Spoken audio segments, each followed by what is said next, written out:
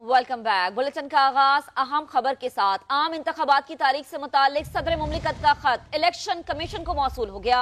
Chief election commissioner ने election commission का अहम मुशावरती इजलास कल तलब कर लिया। जी बिल्कुल, यहाँ इजलास कल तलब किया गया है। शहजाद अली हमारे साथ मौजूद हैं, उनसे मालूमात हासिल करते हैं। शहजाद, आगाह कीजिएगा, खत मौसूल हो गया इलेक्शन कमीशन को? बिल्कुल, इस वक्त हम इलेक्शन कमीशन में ही मौजूद हैं और आम इंतखाबात की तारीख से मुतल्लिक जो सदर मुमलिकत की जानिब से खत लिखा गया है वो इलेक्शन कमीशन को मौसूल हो चुका है। चीफ इलेक्शन कमिश्नर ने इलेक्शन कमीशन में अहम मशावरती इजलास भी तलब कर लिया है। इजलास इस वक्त इलेक्शन कमीशन ऑफिस में इस्लामाबाद में जारी है, जिसमें जो है वो सेक्रेटरी लॉ और डीजी लॉ समेत जो है वो स्पेशल सेक्रेटरी जफर इकबाल भी शरीक है। और जो सदारती खत मौसूल हुआ है इसके आईनी और कानूनी पहलुओं का जायजा भी लिया जा रहा है। और चीफ इलेक्शन कमिश्नर की जानिब से यह भी हिदायत की गई है कि कल होने वाले इजलास में सदर मुमलिकत के खत का मुकम्मल तफसीली जायजा भी लिया जाएगा। इजलास में इलेक्शन कमीशन की कानूनी टीम ब्रीफिंग और कानूनी माहिरीन इस खत पर जो है वो राय भी देंगे। इजलास में चारों मेंबरान समेत मुतलका विंग्स भी शरीक होंगे। इलेक्शन कमीशन की कानूनी टीम मुशावरती इजलास में जो है वो तमाम तर पहलुओं का जायजा लेने के बाद जो है वो कल सदर मुमलिकत के जो खत है उस पर ये तवक्को की जा रही है कि इलेक्शन कमीशन की जानिब से इस खत का कल जो है वो जवाब भी दिया जाएगा। तो इस वक्त जो है वो इलेक्शन कमीशन इस्लामाबाद की जो मरकजी दफ्तर है वहां पर इजलास जारी है और तमाम जो मुतलका शोबे हैं उनके जो अफसरान है वो भी यहाँ पर पहुंच चुके हैं। और इजलास में जो है वो सदारती खत का आईनी और कानूनी पहलुओं का जायजा भी लिया जा रहा है। और कल जो इजलास होगा उसमें मुतवक्के तौर पर जो सदारती खत है इसका जवाब भी दिया जाने का इम्कान है। जी, आईनी और कानूनी पहलुओं का जायजा लिया जा रहा है। शहजाद, आपने अपडेट किया, आपका बहुत शुक्रिया। इसी खत के हवाले से हम आपको अपडेट करते हैं कि मुल्क में आम इंतखाबात 6 नवंबर को होने चाहिए। सदर मुमलिकत डॉक्टर आरिफ अलवी ने चीफ इलेक्शन कमिश्नर को खत में यह तजवीज़ दी।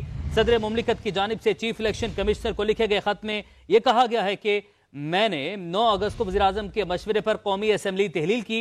असम्बली तहलील की तारीख से 90 दिन के अंदर इलेक्शन की तारीख मुकर्रर की जाए। आईनी जिम्मेदारी की खातिर चीफ इलेक्शन कमिश्नर को मुलाकात के लिए मदऊ किया, लेकिन उन्होंने जवाब में बरक्स मौक़िफ़ इख्तियार किया। कौमी और सूबाई असम्बली के इंतखाबात एक ही दिन करवाए जाने पर इत्तफाक है। इलेक्शन कमीशन एक ही दिन इंतखाबात करवाने के लिए आला अदलिया से रहनुमाई हासिल करे। तो आपको बता रहे हैं कि मुल्क में आम इंतखाबात 6 नवंबर को होने चाहिए। सदर मुमलिकत डॉक्टर आरिफ अलवी ने चीफ इलेक्शन कमिश्नर को खत में ये तजवीज़ दे दी है।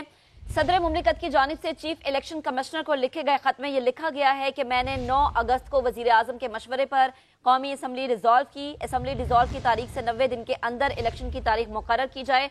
आईनी जिम्मेदारी की खातिर चीफ इलेक्शन कमिश्नर को मुलाकात के लिए मदऊ किया जाए, लेकिन उन्होंने जवाब में बरक्स मौक़िफ़ इख्तियार किया। कौमी और सूबाई असम्बलियों के इंतखाबात एक ही दिन कराए जाने पर इत्तफाक है। इलेक्शन कमीशन एक ही दिन इंतखाबात कराने के लिए आला अदलिया से रहनुमाई हासिल करे।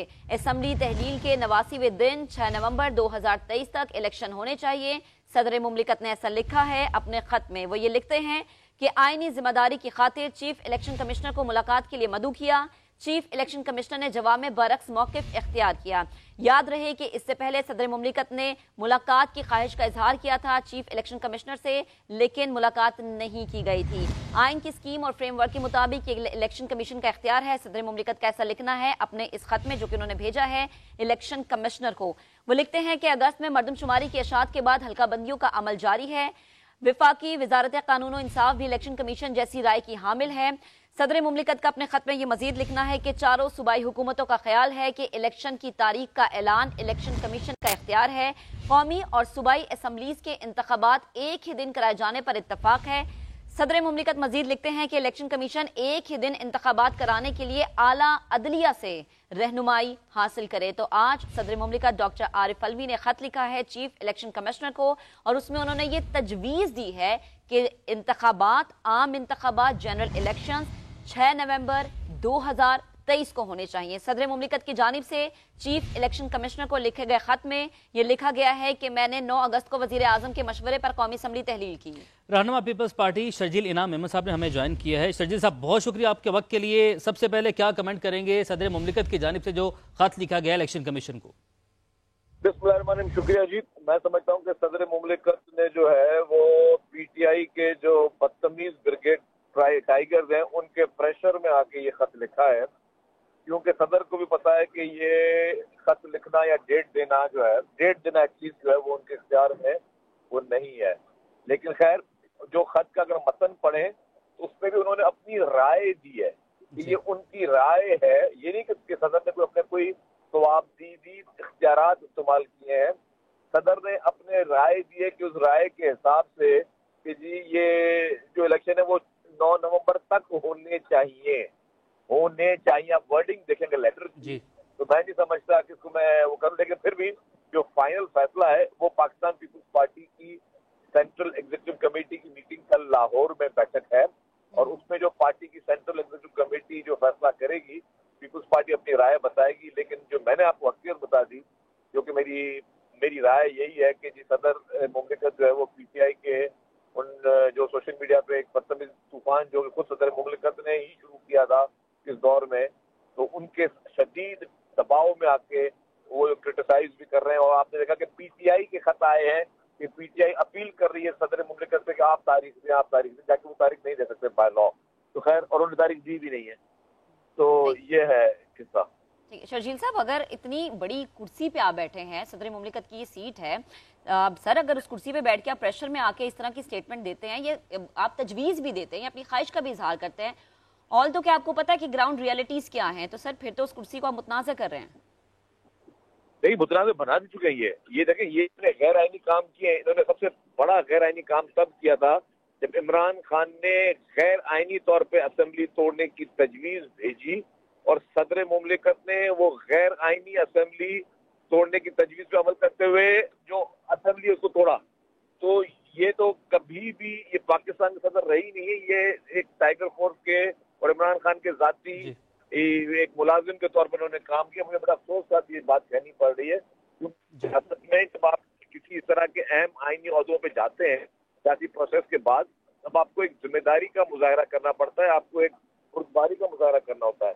आप इस तरह नहीं कर सकते कि आप अपनी मर्जी से जो है अपने लीडर को खुश करने के लिए मुल्क के आइन का मजाक उड़ाएं, माइन को तोड़ें।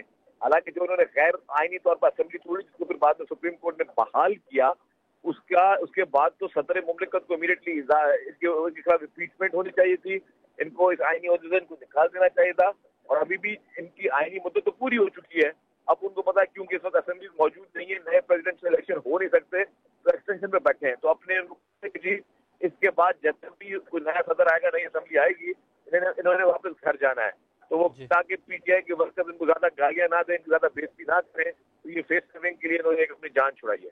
ठीक, शर्जील साहब आपके मजीद एक हम राय लेना चाहेंगे। सदर मुमलिकत ने यह भी लिखा है कि कौमी सूबाई असेंबली के इंतखाबात एक ही दिन करवाए जाने पर इतफाक है। इलेक्शन कमीशन एक ही दिन इंतखाबात करवाने के लिए आला अदलिया से रहनुमाई हासिल करे। इलेक्शन कमीशन से कहा है कि वो आला अदलिया से इस मामले पर जो है वो रहनुमाई हासिल करे। इस पर आपकी क्या राय है? अगेन मैं कहता हूँ, देखिए बात है, जो चीजें हर एक के आइन में रोल लिखा हुआ है कि किसका क्या रोल है, कौन सी जमात में क्या रोल होगा, कौन सी पॉलिटिकल पार्टी में क्या रोल होगा, प्रेसिडेंट ऑफिस में क्या रोल होगा, प्राइम मिनिस्टर ऑफिस में क्या रोल होगा, इलेक्शन कमीशन में क्या रोल होगा, और आला अदालत में क्या रोल होगा। अगर जो चीज आइन में है उसके बगैर अगर सदर साहब को अपनी तजवीज दे रहे हैं, तो ये खत में मेरी जाती राय है कि मेरी समझ से बाहर है उनका। ठीक है, आपका आपने वक्त दिया, आपका बहुत शुक्रिया।